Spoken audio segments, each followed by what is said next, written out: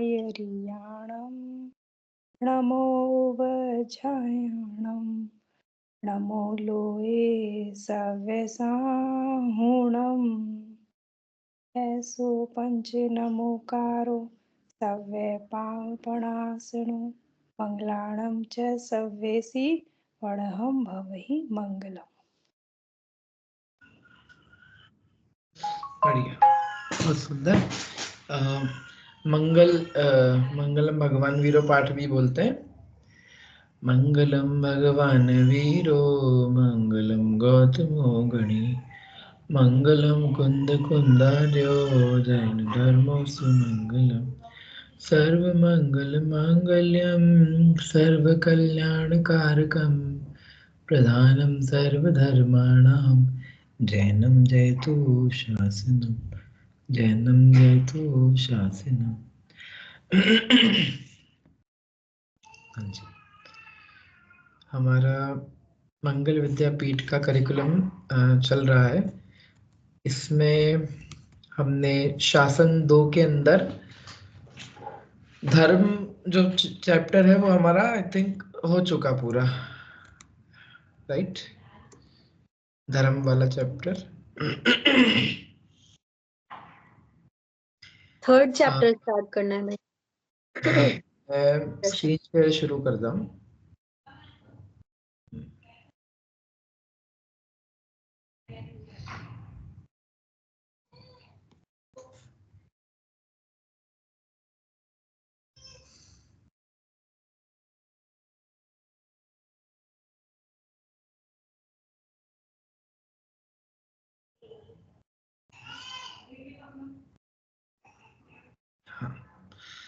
Sharing आपको visible है?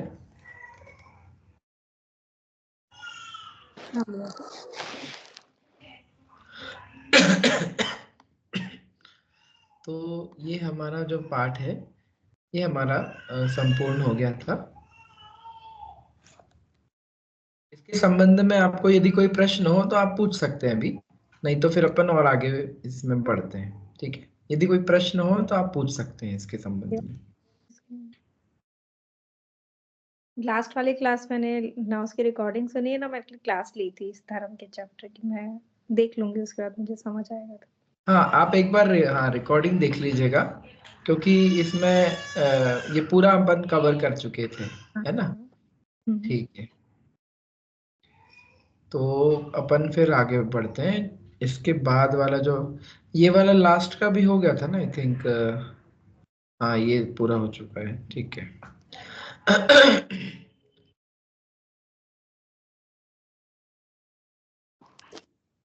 सप्त व्यसन जो चैप्टर है ये अपन अब पढ़ेंगे।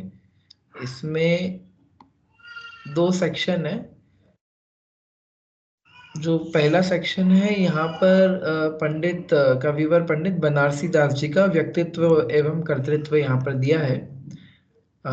एक महान विद्वान हमारे बनारसी दास जी पंडित जी हुए हैं, जिनकी कृतियों में अर्धकथानक, नाटक, समयसार आदि जो उनकी विशिष्ट रचनाएं हैं वो बहुत ही लोक परिचित हैं। तो उनका छोटा सा यहाँ पर जीवनी कैसी रही, उनके जीवन में कैसा उनका व्यक्तित्व था और उन्होंने क्या क्या किया, यह इसमें दिया है। और इसके बाद सप्त व्यसन वाला ये जो टॉपिक है वो उसके बाद कवर्ड है यहाँ पर, है ना? तो ये वाला पाठ अपन, ये बड़ा इंटरेस्टिंग सा है, थोड़ा चरणान योग से संबंध रखने वाला पाठ है, ठीक है? तो अपन इसको शुरुआत करते हैं पढ़ने की, ठीक है? तो ये यहाँ से अपन पढ़ना शुरू करेंगे। आप में से कोई एक एक करके इसको पूरा पढ़े, ठीक है?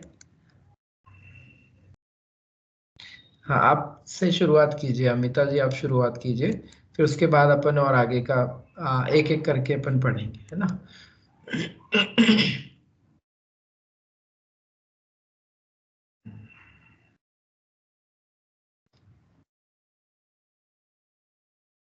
अध्यात्म और काव्य दोनों क्षेत्रों में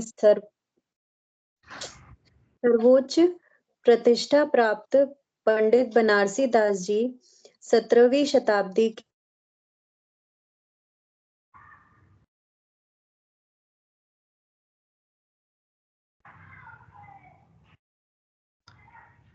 आपका साउंड और वीडियो अटक रहा है आपका। जी भैया, थोड़ा नेटवर्क इश्यू है। उसका जन्म भीमाल वंश में लाला खरग खरग सेन के यहाँ विक्रम संवत है वो लेफ्ट हो गए फिर से। वो क्लास नेटवर्क ने का कुछ इशू।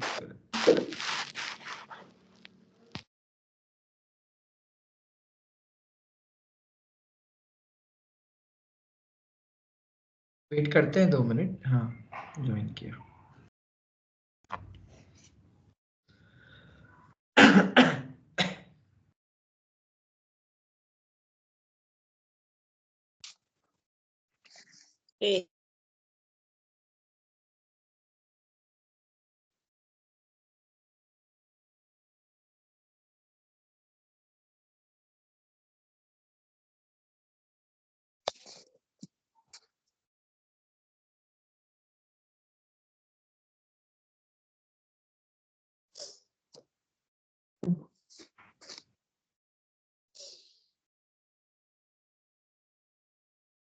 आपका जन्म श्री माल वंश में लाला खरग सेन के यहाँ संवत 1643 में माघ सुदी एकादशी, विक्रम संवत 1643 में माघ सुदी एकादशी रविवार को हुआ था। उस समय इनका नाम विक्रमजीत रखा गया था, परंतु बनारस की यात्रा के समय पार्श्वनाथ की जन्मभूमि वाराणसी के नाम पर इनका नाम बनारसी दास रखा गया। ये अपने माँ बाप की इकलौती संतान थे। आपने अपने जीवन में बहुत से उतार चढ़ाव देखे थे। आर्थिक विषमता का सामना भी आपको बहुत बार करना पड़ा तथा आपका पारिवारिक जीवन भी कोई अच्छा नहीं रहा। आपकी 3 शादियां, 9 संतानें हुई, 7 पुत्र एवं 2 पुत्रियां, पर एक भी जीवित नहीं रही। ऐसी विषम परिस्थिति में भी आपका धैर्य भंग नहीं हुआ, क्योंकि वे आत्मानुभवी पुरुष थे।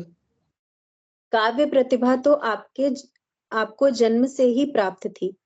14 वर्ष की उम्र में आप उच्च कोटि की कविता करने लगे थे, पर प्रारंभिक जीवन में श्रृंगारिक कविताओं में मग्न रहे। इनकी सर्वप्रथम कृति नवरस 14 वर्ष की उम्र में तैयार हो गई थी, जिसमें अधिकांश श्रृंगार रस का ही वर्णन था। यह इस रस की एक उत्कृष्ट कृति थी, जिसे विवेक जागृत होने पर कवि ने गोमती नदी में बहा दिया। इसके पश्चात आपका जीवन आध्यात्मिक हो गया और उसके बाद की आपके द्वारा रचित 4 रचनाएं प्राप्त हैं। नाटक समयसार, बनारसी दास विलास, नाममाला, अर्ध कथन। बस हाँ, अभी के लिए इतना ही। तो कविवर पंडित बनारसी दास जी का ये परिचय है। तो आप जैसा कि नाम में भी लिखा है कि आप बहुत ही अच्छे उच्च कोटि के कवि थे। कविवर मतलब कवियों में भी जो श्रेष्ठ हैं, ऐसे कविवर पंडित जी थे।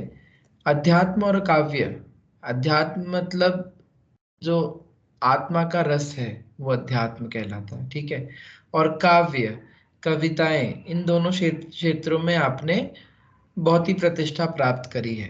बहुत अच्छी कृतियां हैं आपकी। और कौन से समय में हुए थे? तो 17वीं शताब्दी में, मतलब 1600s, है ना। 17वीं शताब्दी मतलब 1600वां जो शताब्दी है, उस समय में आप हुए थे, है ना। तो एक कवि और आत्मानुभवी विद्वान थे आप। ठीक है। श्रीमाल वंश के लाला खरक सेन, मतलब उनके पिताजी का नाम लाला खरक सेन था। आपका वंश जो था वो श्रीमाल वंश था। ठीक है। और विक्रम संवत 1643 में आपका जन्म हुआ था। विक्रम संवत नॉर्मली जो अपना ईसवी सन है, मतलब जो अभी 2025 चल रहा है ना, तो उससे 60-70 साल लगभग आगे रहता है वो। ऐसा मेरे को ध्यान है। कुछ मतलब ज्यादा उसमें वो ज्यादा मतलब ज्यादा साल उसमें बीते मतलब होंगे। मतलब अभी यदि 2025 है, मैं देख लेता हूँ 1 मिनट क्या होगा विक्रम संवत अभी। विक्रम संवत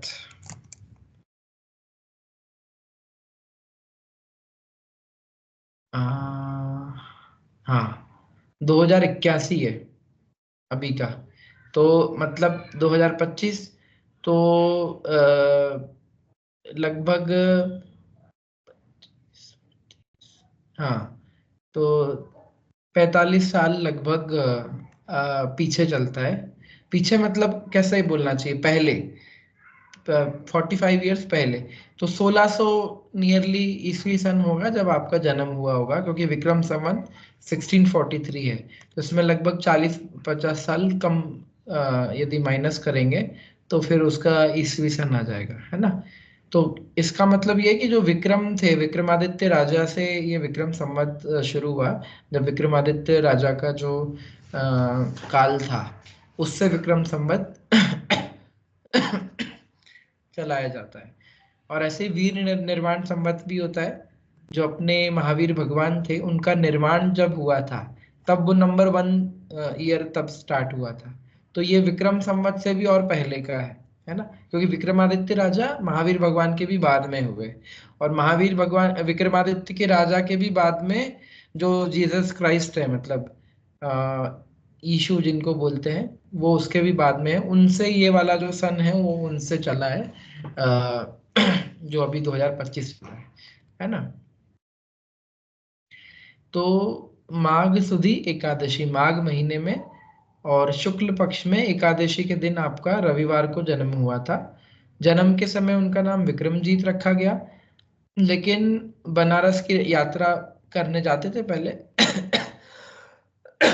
हिंदुओं में भी बनारस का बहुत विशिष्ट स्थान है, और अपने लिए भी बनारस या फिर वाराणसी जो नगरी है वो जैनियों के लिए भी बहुत महत्व रखने वाली है, क्योंकि पार्श्वनाथ भगवान का जन्म वहां हुआ था। तो जब वहां पे यात्रा करने गए तो उनका नाम मतलब ऐसा बनारसी दास रख दिया गया, है ना। और ये इनके माँ बाप की इकलौती संतान थे उस समय में। जब एक एक मतलब माता पिता के मतलब ढेरों बच्चे होते थे, 7-8 बच्चे कम से कम, उस समय ही उनके इकलौती संतान थे। तो ऐसा रहा मतलब उनका पारिवारिक परिप्रेक्ष्य। फिर आपके जीवन में बहुत से उतार चढ़ाव आपने देखे। बहुत बार मतलब नुकसान का सामना करना पड़ा व्यापार में, आर्थिक विषमता मतलब पैसों की बहुत कमी रही जीवन में। बहुत बार बार मतलब फाइनेंशियल प्रॉब्लम्स आती थी। पारिवारिक जीवन भी अच्छा नहीं रहा। कैसे कि भाई 3 शादियां हुई उनकी, 3 शादियां हुई। और आई थिंक एक एक जो उनकी जो शादी हुई, और उनकी वो जो स्त्री या जो भी पत्नी रही होंगी, वो भी फिर उनकी डेथ हो जाती थी ऐसा। तो और उनके बच्चे भी हुए, 9 संतानें हुई, 7 पुत्र और 2 पुत्रियां।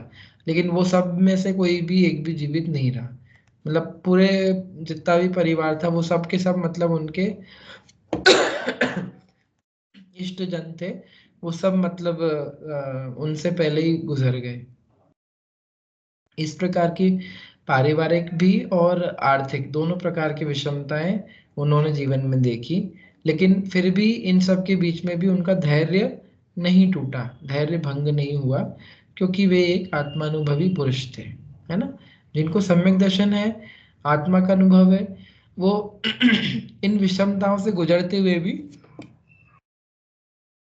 उनको अपने आत्मा का ख्याल रहता है हमेशा, है ना। तो एकदम से डिप्रेशन में आना, इन सब चीजों में वो नहीं, मतलब उनसे बचे रहते हैं, है ना।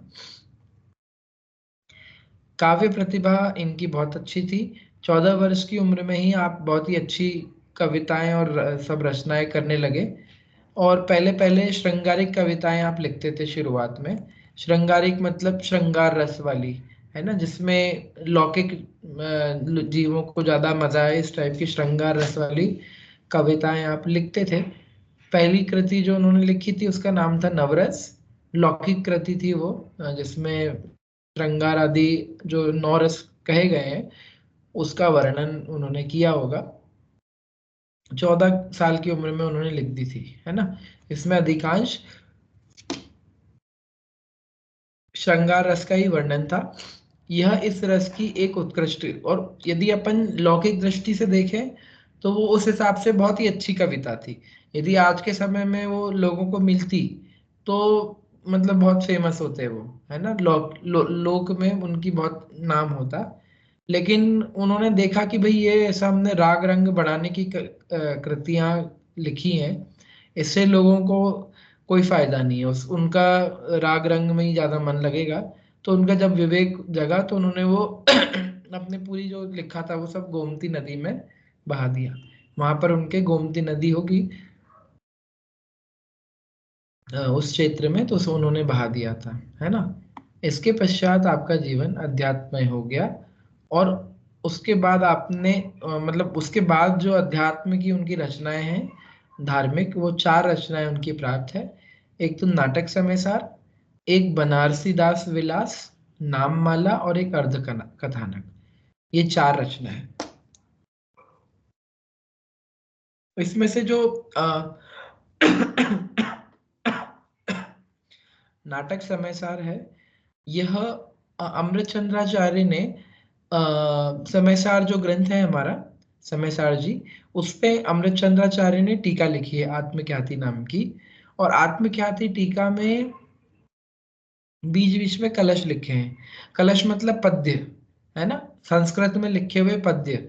वो पद्य वो गाथा का ही विशेष अर्थ, जो कुंद कुंदाचार्य की मूल गाथा है उसका ही विशेष अर्थ खोलने वाले वो पद्य हैं, जिसमें अमृतचंद्राचार्य ने अपने भाव एक काव्य के माध्यम से रखे हैं, है ना। ऐसे संस्कृत में बहुत ही सुंदर कलश हैं अमृतचंद्राचार्य के। जैसे नमः समय साराय स्वानुभूत्या चकासते चित स्वभावाय भावाय सर्वभावांतरच्छिदे। ये जो संस्कृत का कलश है ये आचार्य अमृतचंद्र का है ना। जो पहला कलश हमको मंगलाचरण रूप ये समयसार जी की टीका में जो हमको मिलता है यह है, ठीक है। तो इन अमृतचंद्राचार्य के जो कलश थे उनको आदरणीय पंडित जी ने उनको हिंदी में, मतलब हिंदी क्या उस समय की जो भाषा थी देश भाषा, उस भाषा में उन्होंने पद्य के रूप में कन्वर्ट किया, है ना। तो वो पूरी उसकी जो रचना है उसका नाम है नाटक समयसार, है ना। यहाँ पे लिखा है नीचे, अमृतचंद्राचार्य के कलशों का एक तरह से पद्यानुवाद है ना।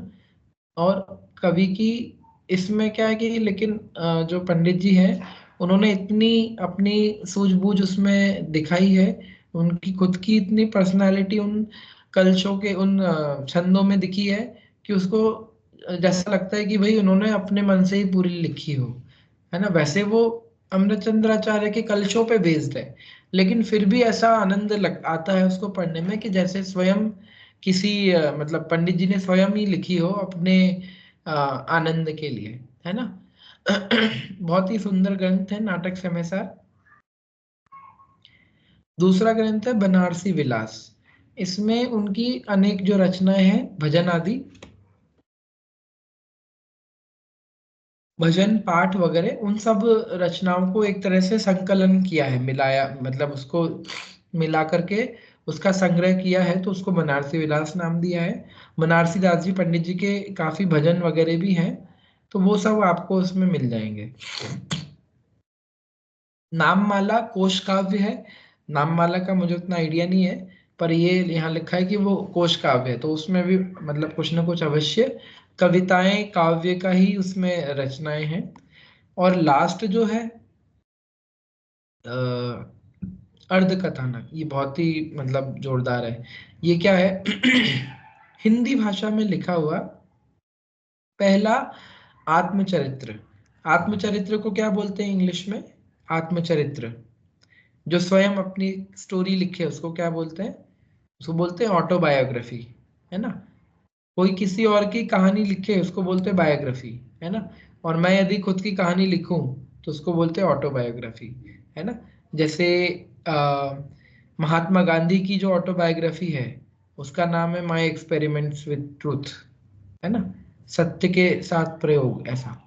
तो ये जो अर्धकथानक है ये पंडित जी साहब की स्वयं की ऑटोबायोग्राफी है, जिसमें उन्होंने अपने स्वयं के जीवन की घटनाएं, जो भी ऊंच ऊंच नीच हुए, वो सब उन्होंने लिखे हैं अपने। और ये जब वो 55 साल के थे उस समय लगभग उन्होंने लिखी थी। तो जो उनके जीवन के शुरू के जो 55 साल थे वो उन्होंने पूरी खुल खुल करके मतलब उसमें उन्होंने उनका वर्णन किया है ना। तो इस अर्ध कथानक को यदि हम सर्च करें तो जो अन्य लौकिक भी जो मतलब लिटरेचर के विशेषज्ञ हैं वो इसको एक इम्पोर्टेंस देते हैं, क्योंकि ये पहली बार हिंदी में किसी ने अपनी ऑटोबायोग्राफी लिखी है। और बिल्कुल बिना संकोच के उन्होंने सब कुछ लिख दिया अपने बारे में, जो भी उन्होंने गलतियां की हो, जो भी उनके साथ मतलब समस्याएं रही हो, सब लिखा है उन्होंने उसमें। है ना। तो ये 4 रचनाएं जो है विशेष, ये पंडित जी साहब की हैं। कवि अपनी आत्म साधना और काव्य साधना दोनों में ही बेजोड़ रहे हैं, है ना। दोनों आत्म साधना और काव्य दोनों ही उनके बेजोड़, मतलब बिना नो कंपटीशन, इतने सुंदर उनके रहे हैं जीवन में। तो ऐसे पंडित बनारसी दास जी का हमने यहाँ पर एक व्यक्तित्व और कर्तृत्व समझा। आपको यदि रुचि हो, इंटरेस्ट हो इनके बारे में और जानने की, तो जो अर्ध कथानक जो ग्रंथ है बहुत ही इंटरेस्टिंग वो रीड है, वो आप पढ़ सकते हैं। अर्ध कथानक पंडित जी द्वारा लिखा हुआ, है ना। ठीक है। अब ये अपना जो सप्त व्यसन का जो चैप्टर है, जो विषय है, उसको अपन शुरू करते हैं, है ना।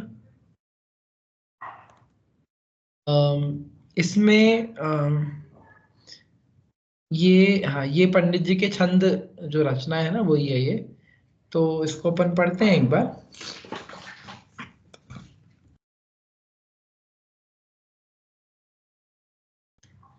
आप लोग भी मतलब रिपीट कर सकते हैं।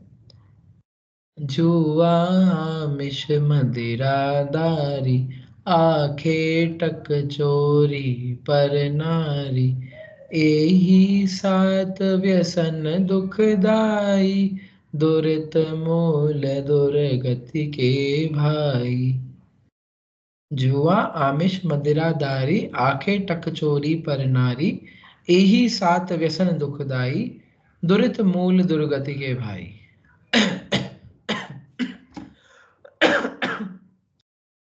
सर्वित ये सातों व्यसन, दुराचार दुख धाम, भावित अंतर कल्पना, मृषा मोह परिणाम।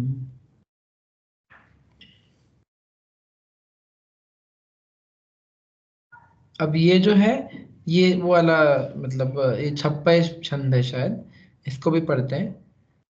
अशुभ में हार, शुभ में जीत, यह द्युत कर्म, देह की मगन ताई, यह मास भकी बो, मोह की गहल सोआ जान, यह सुरापन, कुमति की रीति गणिका को रस चखिबो, निर्दय व प्राण घात कर वो यह शिकार, पर नारी संग पर बुद्धि को परखिबो, प्यार सो पराई सौंज गही वे की चाह चोरी, ए सातो व्यसन विडारी ब्रह्म लखिबो, ए सातो व्यसन विडारी ब्रह्म लखिबो।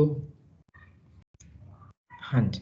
तो 7 व्यसन की यहाँ पर पंडित जी ने एक व्याख्यान किया है, वो अपन अब यहाँ पर पढ़ेंगे। ठीक है। आप इसमें पढ़े हैं पहले इसका? ठीक है, इसको पढ़ते हैं अपन। ठीक है। सुनैना जी आप इसको पढ़ सकते हैं आगे, इसके बाद जो लिखा है ना उसको। खेलना, मदिरा पान करना, वैश्यागमन करना, शिकार खेलना, चोरी करना, पर स्त्री सेवन करना, ये 7 व्यसन है। किसी भी विषय में लवलीन होने के अर्थात आदत को व्यसन कहते हैं। यहाँ एक बुरे मिनट, विषय में एक जी मिनट, भैया। ये नाम एक बार आप फिर से पढ़ना, पहले एक बार नाम अपन थोड़ा ग्रहण कर लें इसको, एक जनरल है ना, 7 व्यसन है ना, एक बार थोड़ा सा और अपन जनरल इसको समझ लेते हैं। हम्म, व्यसन मतलब क्या होता है, बता सकते हैं आप में से कोई? गलत आदत, हाँ लत किसे कहते हैं?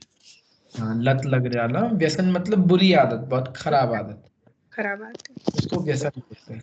तो हम्म, 7 टाइप के व्यसन हैं जिसको कहा गया है कि यदि ये जीव को हो, 7 व्यसन की आदत हो, तो सम्यक दर्शन प्राप्त नहीं कर सकता है ना। ऐसे खराब ये जो है, ये 7 व्यसन कहे गए हैं। ठीक है, क्या क्या आता है इसमें? पहला है जुआ खेलना। जुआ खेलना मतलब बैटिंग करना, या फिर गैम्बलिंग करना, या फिर क्या बोले आप उसको, है ना, बहुत सारे रूपों में जुआ, ताश के पत्तों के साथ जुआ खेला जाता है ना, बहुत सारे उसके समझ जाइए आप, मतलब जिसमें आपको पैसा हार जाए आप, या पैसा जीत जाए, ऐसी जो भावना के साथ खेला जाए कोई भी गेम, वो जुआ खेलना कहलाता है ना। बड़े बड़े कसिनो होते हैं वहाँ पे, अमेरिका में लास वेगास में, वहाँ पर बड़े बड़े जुए खेले जाते हैं, है ना। तो ये जुआ खेलना जुआ खेलना कैसे व्यसन है, ये आदत कैसे बन जाता है कि कभी कोई जीत जाए तो उसको ऐसा लगता है मैं और जीत जाऊं, मैं और जीत जाऊं, तो और खेलता है और जीत सही। जाता है ना। अब उसका ऐसा लगता है अब मैं और खेलूंगा तो और जीत जाऊंगा, ऐसी लालच की जो उसकी तृष्णा है लालच की, वो बढ़ती जाती है ना। फिर हार जाता है, फिर सोचता है कि अरे मैं हार गया, मुझे वो वापस से मेरे जो पैसे में हार गया वो दोबारा चाहिए, तो फिर से खेलता है कि वो हारे हुए मैं जीत जाऊं, बस मेरे वो निकल जाए। तो ऐसे वो जुआ खेलने की लत लग जाती है, तो इसलिए ये एक व्यसन में आता है। ठीक है, सेकंड है मांस भक्षण, मांस खाना। मांस खाना कैसे, ये रसना इंद्रिय का व्यसन है ना। स्वाद के जो लोलुप जीव हैं, वो हिंसा हिंसा का विचार न करते हुए ऐसे मतलब पंचेंद्रिय जीवों का घात करके मांस का भक्षण करते हैं, तो ये भी एक बहुत बुरी आदत है।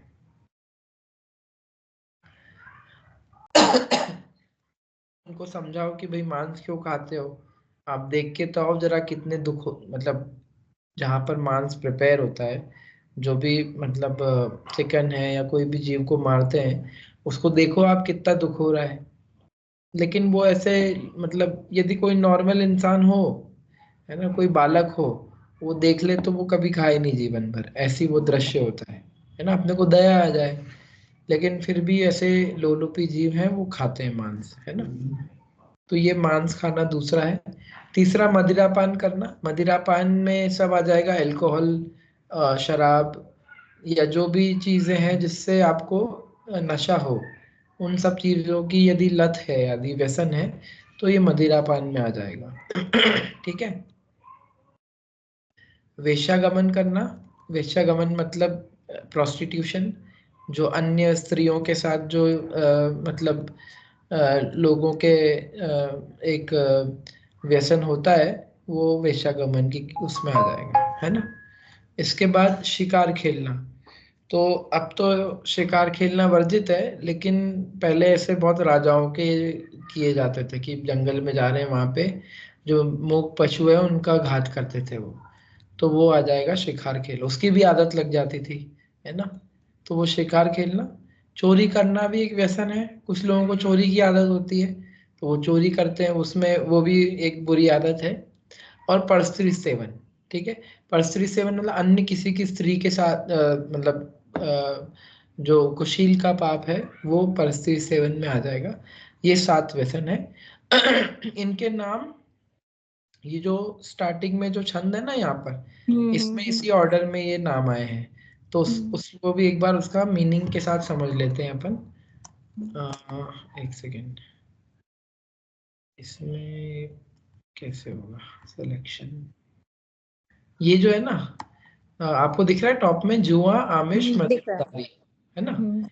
जुआ मतलब जुआ खेलना, आमिष मतलब मांस खाना, नीचे है उसी ऑर्डर में है। मदिरा मतलब मदिरापान करना, दारी मतलब वेश्यागमन, आखेटक, आखेट मतलब शिकार करना, चोरी मतलब चोरी करना, परनारी मतलब पर स्त्री, अन्य किसी की स्त्री के साथ कुशील का पाप, वो पर स्त्री गमन।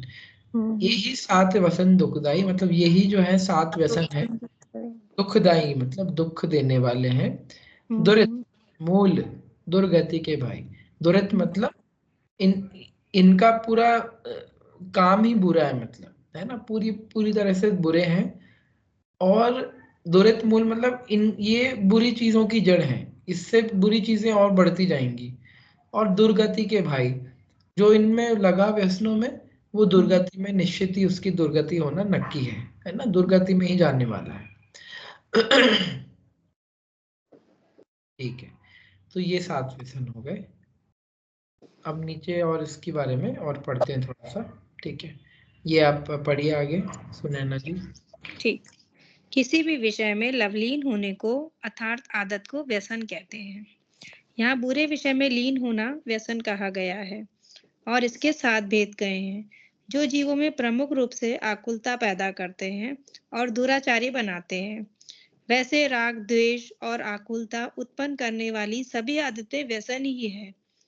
निश्चय से जो आत्मा के स्वरूप को भुला दे, वे मिथ्यात्व से युक्त राग द्वेष परिणाम ही व्यसन है। ठीक है। इन जनरल कोई भी विषय में लवलीन होना,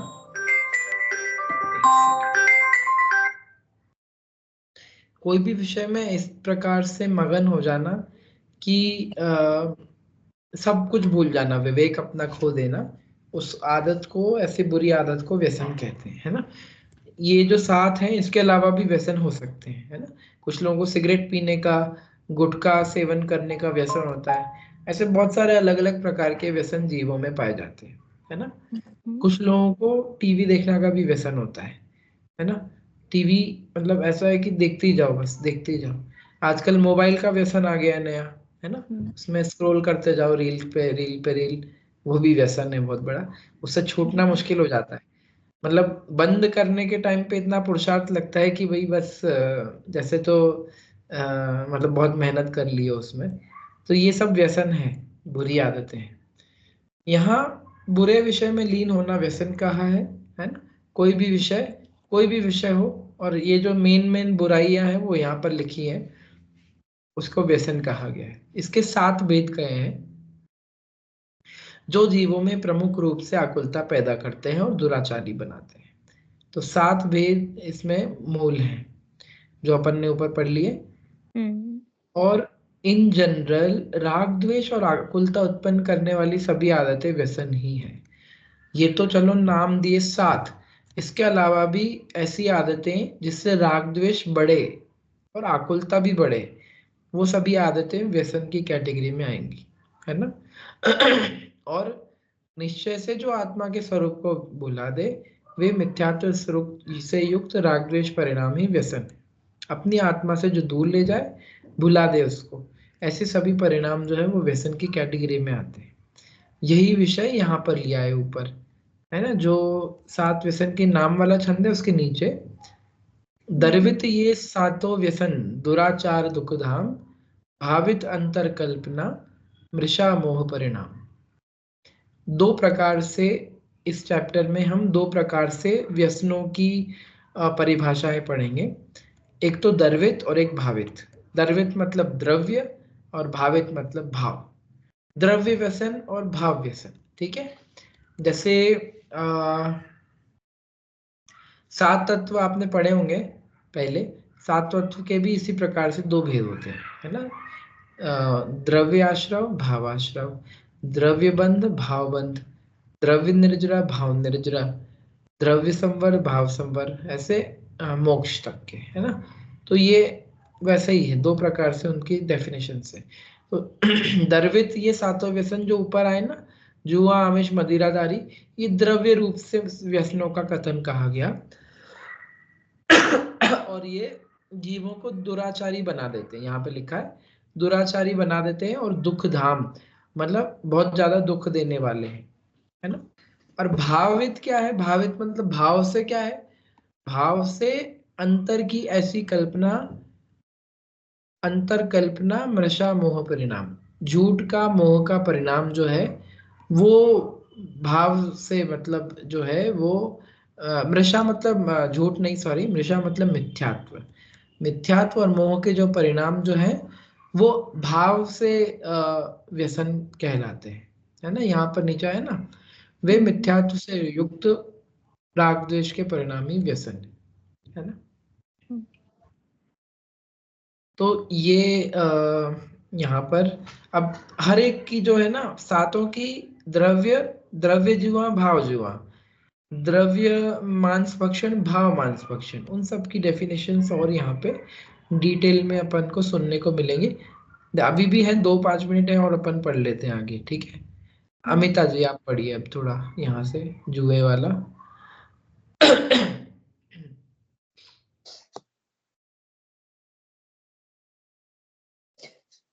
हार जीत पर दृष्टि रखते हुए रुपए पैसे या किसी प्रकार के धन से कोई भी खेल खेलना या शर्त लगाकर कोई काम करना या दाव लगाकर अधिक लाभ की आशा या हानि का भय होना द्रव्य जुआ है ना।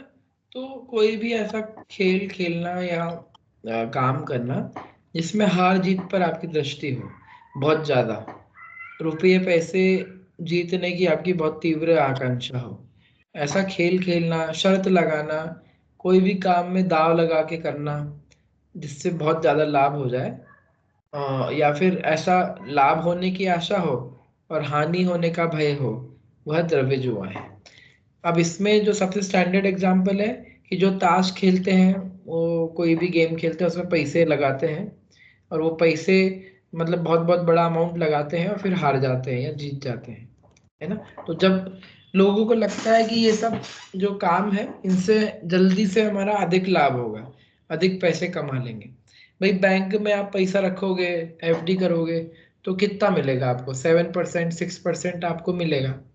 लेकिन जुआ खेलोगे तो 1 का 2 हो जाएगा, 100 का 200 डबल हो जाएगा, 10 गुना हो जाएगा। तो ऐसी खूब पैसे कमाने की तीव्र आकांक्षा, और साथ में जब दांव लगाता है व्यक्ति तो उसको ऐसा भी लगता है कि कहीं हार ना जाऊं, कहीं हार ना जाऊं, हार जाऊंगा तो ये पूरा इतना हजारों रुपए जो मैंने दांव पे लगाए वो सब हार जाऊंगा।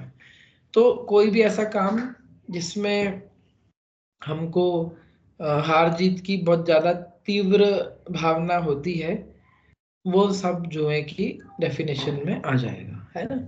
इसमें आप बहुत चीजें समझ सकते हो, मतलब कुछ ऐसे इन्वेस्टमेंट भी होते हैं, है ना, जो शेयर मार्केट में करते हैं लोग। हर चीज नहीं आएगी उसमें, लेकिन शेयर मार्केट में ऐसा बिना सोचे समझे अपन पैसे लगा रहे हैं, फिर उसमें डर लग रहा है कि भाई हानि ना हो जाए और फिर जल्दी से जल्दी पैसा कमाना है। तो इस टाइप की जो थिंकिंग है, इस टाइप का जो काम है ना, वो भी जुआ की कैटेगरी में आ जाएगा, है ना। सोच समझ के भी लोग शेयर मार्केट में पैसा इन्वेस्ट करते हैं, वो अलग चीज है। जो आप विचार करके और कोई भी कंपनी को अंडरस्टैंड करके उसमें इन्वेस्ट करते हो, वो चीज़ अलग है। लेकिन इस प्रकार से करना जिसमें कोई नॉलेज नहीं है, बस पैसा कमाना है, जीतना है, वो सब इसमें जुए में आ जाएगा। शर्त लगाना, है ना, और कोई भी ऐसे ही मतलब गलत स्कीम में फंस जाना, जिसमें कई बार ऐसे स्कैम भी होने लगे आजकल, है ना, जो बोले कि आपका इतना दो पैसा तो हम बढ़ा कर दे देंगे। बहुत सारे स्कैम भी चल रहे हैं इसके नाम पर। ये सब मतलब इनमें फंसोगे तो आप पैसे तो गंवाओगे ही अपने, साथ में वो जुए खेलने का भी आपको पाप लग जाएगा, जुए के व्यसन का, है ना। तो ये सब जुए में आ जाता है, ठीक है।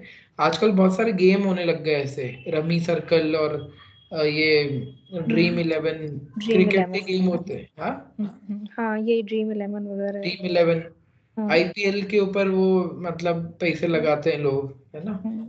ये और उसको पता नहीं गवर्नमेंट बैन भी क्यों नहीं करती, मुझे समझ नहीं आता। अब कोई सी टीम में कौन सा प्लेयर अच्छा खेलेगा ये तो वही जाने, लेकिन लोग उसमें पैसा लगाते हैं हार जीत की भावना से, और उसको उसके ऐड भी खूब आते हैं। आप मैच कोई देखो कभी तो बीच में उन्हीं के ऐड आते रहते हैं।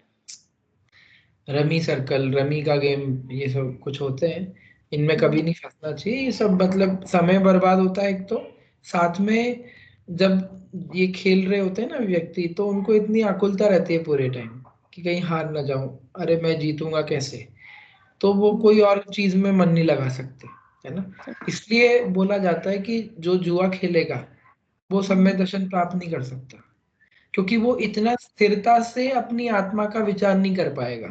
उसका माइंड इतना ज्यादा अस्थिर है, इतनी ज्यादा आकुलता में है दिमाग, कि वो मतलब कुछ नहीं कर सकता वो, है ना। ठहर के विचार करके कोई काम करना हो तो वो नहीं कर सकता। है ना। इस प्रकार से ये जुआ नाम का व्यसन यहाँ पर हमने देखा। अब है, ये तो द्रव्य जुआ हुआ। अब भाव जुआ, यहाँ लिखा है ये द्रव्य जुआ है। भाव जुआ पढ़िए आगे। शुभ में जीत और अशुभ में हार मानना भाव जुआ है। इस भाव का त्याग ही सच्चा जुआ त्याग है। हाँ ठीक है। अब मुझे बताइए कि आप लोग जुआ खेलते हो क्या? नहीं भैया जी। जुए में प्रवृत्ति है क्या आपकी? बताओ। नहीं। हाँ ठीक है, द्रव्य जुआ नहीं खेलते हम, है ना। हम इतने अच्छे जैन हैं, स्वाध्याय करने वाले, मंदिर जाने वाले। द्रव्य जुआ तो नहीं खेलते, लेकिन यहाँ देखो क्या लिखा हुआ है। भाव जुआ, हाँ ये हो सकता है क्योंकि कुछ भी अच्छा हुआ तो उसमें खुश हो जाते हैं, और कुछ भी बुरा हुआ तो उसमें दुखी हो गए, उसी के बारे में सोच रहे हैं, उसी में एकदम वो हो गए, लीन हो गए, दुखी हुए जा रहे हैं। हाँ ये बिल्कुल, चीज तो है। है ना। तो अपन कैसे जुआ खेलते हैं वो देखो अपन, है ना। जब पुण्योदय आता है ना, पुण्योदय आया, अच्छे कर्म का उदय, अरे भैया नया जॉब लग गया, है ना, चलो नया घर ले लिया, नई गाड़ी ले ली, बहुत पैसा आ रहा है ना, परिवार में सब सुख शांति है, बच्चे अच्छे से रह रहे हैं, तो उसमें बहुत खुशी मान रहे हैं, है ना। तो ये तो हो गया शुभ में जीत, हर्ष मानना, है ना। ये बिल्कुल पैरेलल है, देखो द्रव्य जुआ और भाव जुआ एकदम एनालॉगस है, पैरेलल है ना। जैसे पैसे हार जीत जाए तो बहुत खुशी मानता है द्रव्य जुआ खेलने वाला, और पैसे हार जाए तो बहुत दुख मानता है। वैसे ही जीवन में पुण्योदय आ जाए, अच्छा अच्छा पुण्य का उदय हो तो बहुत हर्ष मानता है, बहुत खुश होता है ना। सुख, ऐसा लगता है मेरे से ज्यादा सुखी कोई नहीं है। और जब पापोदय आता है तो उसमें बहुत दुख मानता है, विषाद, दुखी होता है। इस प्रकार का शुभ में जीत और अशुभ में हार, ऐसी तीव्र जो भावनाएं होती हैं वो भाव जुआ कहलाती है। और यदि भाव जुए को छोड़ोगे, वही सच्चा जुआ त्याग करना है ना। तो अपन सभी जुआ खेलते हैं। प्रॉब्लम क्या है अपनी? समता रस, समता नहीं आती अपने को, समता भाव रखना, जो मुनिराज के अंदर पाई जाती है ना, मुनिराज के अंदर, कि भाई चाहे कितना भी अच्छा हो रहा हो बाहर से, कितना अच्छा शरीर हो, कितनी अच्छी आहार मिल रहा हो, लोग पूज रहे हो सब, उनको कुछ नहीं फर्क पड़ता, ठीक है। इसे और प्रैक्टिस में बुरा भी हो, लाना टफ है भैया। क्या? इसे प्रैक्टिस में लाना बहुत टफ है।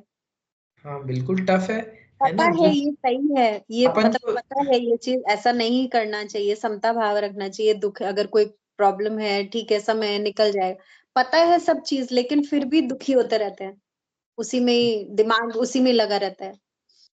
बिल्कुल बिल्कुल, ये आपकी बात ठीक है, हम होते हैं। और आसान नहीं है, क्यों? क्योंकि हमको आदत लगी हुई है ना, ये व्यसन है।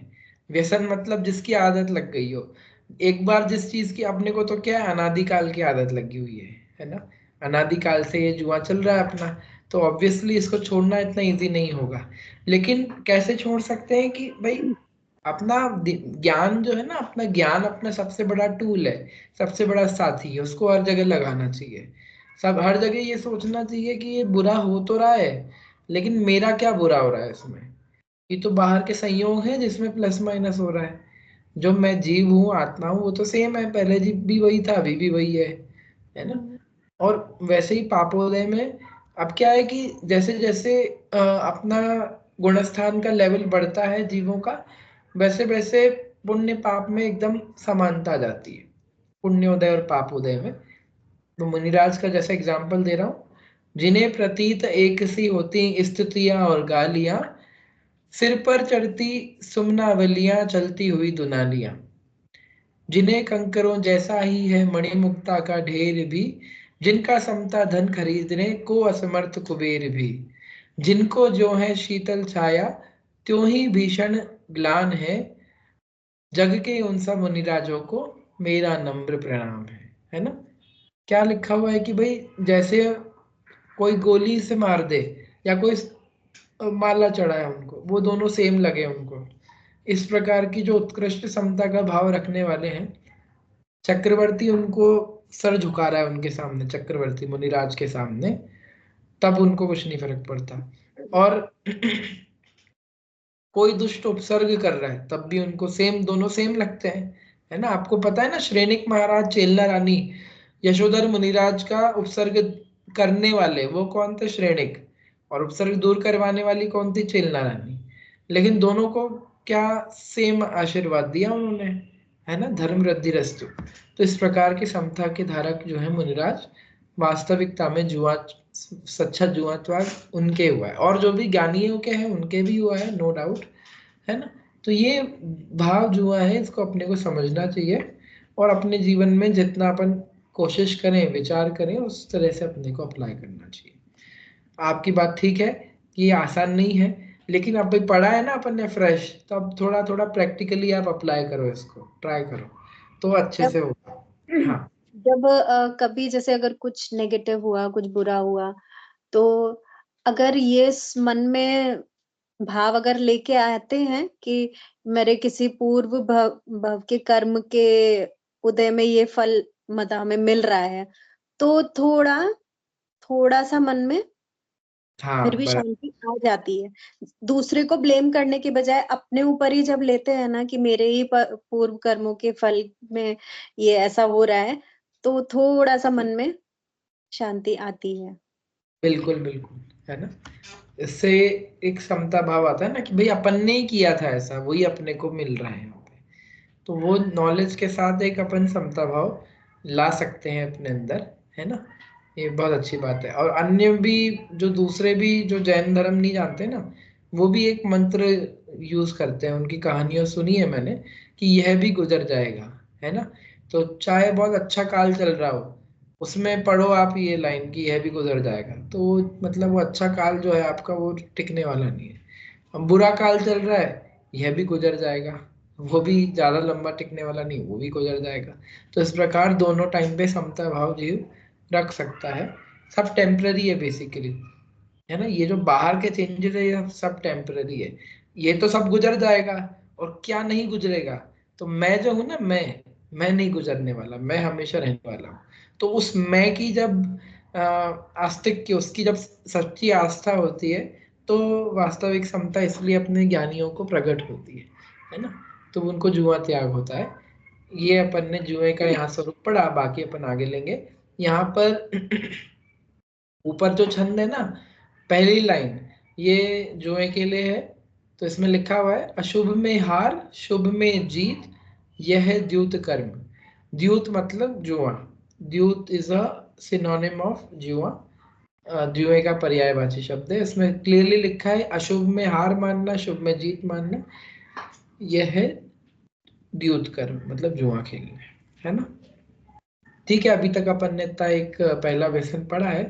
अब धीरे धीरे आगे का भी अपन पूरी तरह से पढ़ेंगे। ठीक है, तब तक के लिए अगली कक्षा तक सभी को जय जिनेन्द्र। एक साथ बोलिए, जय जिनेन्द्र, जय जिनेन्द्र। जय